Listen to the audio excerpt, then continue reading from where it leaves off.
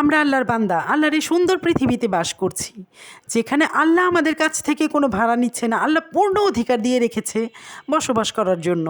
সেখানে মানুষ কেন মানুষের অধিকার পাবে না? যে যে দেশে বাস করছে সেই দেশে নাগরিকত্ব পাবে না? এটা আবার কোন ধরনের জুলুম? জুলাই আন্দোলনের পর থেকে এক একজন এক এক কথা বলছে, কিন্তু পিনাকি দা একটি ইস্যু উঠিয়েছে। ইস্যুটির জন্য সর্বপ্রথম পিনাকি দাকে একটি সেলুট জানিয়ে নেই, তারপরে কথাটি বলছি।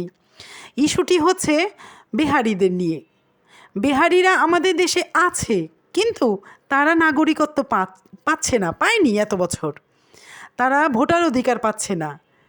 মানে কি আর বলার, মানবেত জীবন, দুস্থ জীবনযাপন করছে তারা। কেন করবে?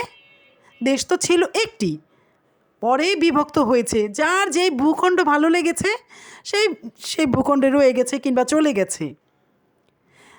যারা আমাদের দেশে রয়ে গেছে তাদের এই ভূখণ্ড ভালো লেগেছে তাই এখানে রয়ে গেছে, যাদের ওই ভূখণ্ড ভালো লেগেছে তারা ওই ভূখণ্ডে রয়ে গেছে, তাই তো? তাহলে কেন বিহারিরা নাগরিকত্ব পাবে না? তারা কেন এত দুস্থ জীবনযাপন করবে, এত অসহায়ের মতো? মানে বিহারি পট্টি দেখলে এত খারাপ লাগে। ওনারাও যে আমাদের সমাজের, আমাদের দেশের, বোঝাই যায় না তারা যে কী মানবেত জীবনযাপন করছে। ছোট ছোট রুম, কী অবস্থা! তারা ভোটার অধিকার পাচ্ছে না। মানে সেলুট জানাই পিনাকি দাকে যে এই ইস্যুটা সে সামনে তুলে এনেছে। খুব ভালো একটি কাজ করেছে, কারণ তাদেরও অধিকার আছে, তারাও আমাদের দেশে নাগরিক। কারণ হচ্ছে ওই ভূখণ্ড তাদের ভালো লাগেনি, তাই ওই ভূখণ্ড রেখে আমাদের ভূখণ্ডে রয়ে গেছে। আবার যাদের ভালো লেগেছে তারা চলে গেছে, ঠিক না? তাহলে কেন তারা পিছিয়ে থাকবে? তারাও আমাদের সমাজের, তারাও আমাদের দেশের, তারাও আমাদের জাতির। আমরা এক জাতি, বাংলাদেশি। তাহলে কেন তারা তাদের অধিকারটা পাবে না, যেখানে আল্লাহ আমাদের অধিকার দিয়ে রেখেছে এত সুন্দর পৃথিবীতে বাস করার? তাহলে কেন বিহারিরা পাবে না? আমি মান্নার একটি ছবি দেখেছিলাম, যেখানে মান্না আর ববিতা ছিল। ববিতা ছিল বিহারি।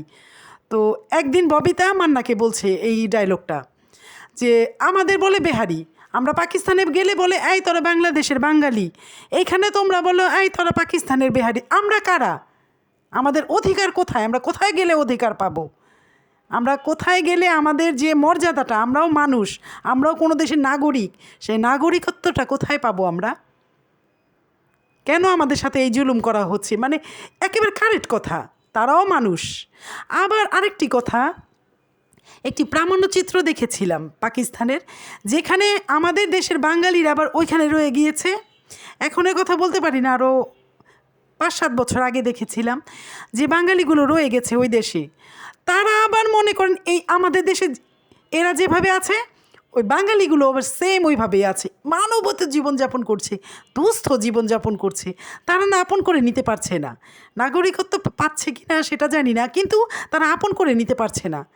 ওই বাঙালিদের আলাদা করে রেখেছে, যেমন আমরা বিহারিদের আলাদা করে রেখেছি, তারা আবার বাঙালিদের আলাদা করে রেখেছে। এটা কিন্তু ঠিক না। তারাও মানুষ, আর দেশ তো ছিল একটি, 3 ভাগে পরে বিভক্ত হলো।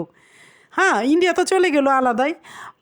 তারপরে কি বলে পাকিস্তান আর বাংলাদেশ যে এই ভাগাভাগিটা হলো, তারাও তো একটি দেশের নাগরিকই আমরা। তাদের ভালো লেগেছে সেই ভূখণ্ড, তারা সেই ভূখণ্ডে রয়ে গেছে, আর যাদের ভালো লেগেছে তারা এখানে রয়ে গেছে। তাহলে কেন এত মতবিভেদ থাকবে? কেন তারা পূর্ণ মর্যাদা পাবে না, পূর্ণ অধিকার পাবে না? দোনো দেশেই অধিকারটা দেওয়া উচিত।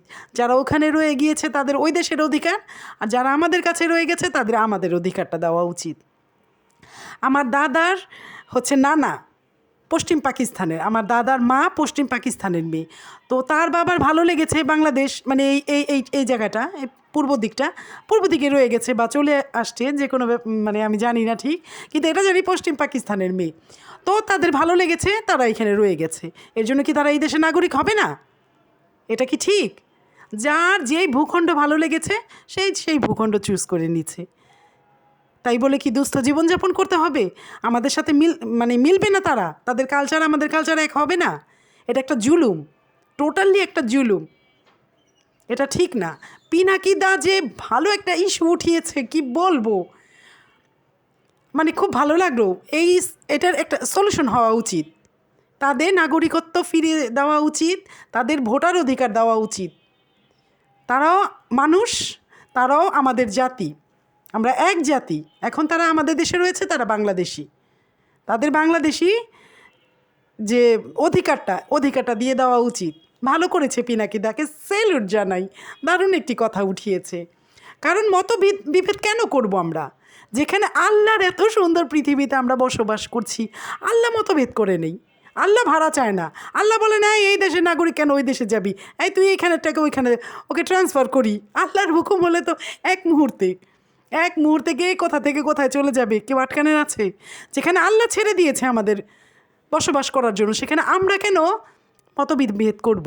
কেন যে দেশে থাকছে সে দেশে নাগরিকত্ব দিবে না? এটা ঠিক না। এই যে রোহিঙ্গা বলে যে মানুষগুলোকে কীভাবে বিতাড়িত করছে এক এক দেশ থেকে, না মায়া লেগেছে যখন ওই যে জাহাজের মধ্যে দেখেছি না, উফ, বাচ্চাগুলো কীভাবে খাবারের জন্য কান্নাকাটি করতো। এগুলো ঠিক না। যেখান থেকে ওদের জন্ম হয়েছে, যেখান থেকে এক একজন আসছে, কোনো না কোনো দেশে তো নাগরিক। রোহিঙ্গাগুলোর কি কষ্টগুলো হয়েছে। যাই হোক, আল্লাহ সবাইকে শান্তি দেখ, সবাইকে আল্লাহ মাথা গোঁজা ঠাই দেখ, নিরাপদে রাখুক, রহমত নাজিল করুক। তো যাই হোক, এখন আমাদের এই যে পিনাকিদা ইস্যুটা উঠিয়েছে, এটা সলিউশন হওয়া 100% দরকার। তারা আমাদের দেশের নাগরিক, সোজা কথা। আবার ওই ভূখণ্ডে যারা রয়ে গিয়েছে তারা ওইখানকার নাগরিক, তাই না? ঠিক বললাম না? আরেকটি কথা বন্ধুরা, জানো আমার এত কষ্ট লাগে, কোথায় পাবো পিনাকিদাকে, কোথায় পাবো ফয়জুল্লাহ ভাইকে, কোথায় পাবো মাসুদ ভাইকে, কোথায় পাবো ইলিয়াস ভাইকে। যদি তাদের পেতাম না, আমি আমার এই দুঃখের কথাটা বলতাম। কথাটা কি জানো? এই যে মুক্তিযোদ্ধা ভাতা, এই ভাতা নামক বেকার ভাতা যে খাচ্ছে এক একজন, কোথায় পাবো ডাক্তার ইউনূস স্যারকে?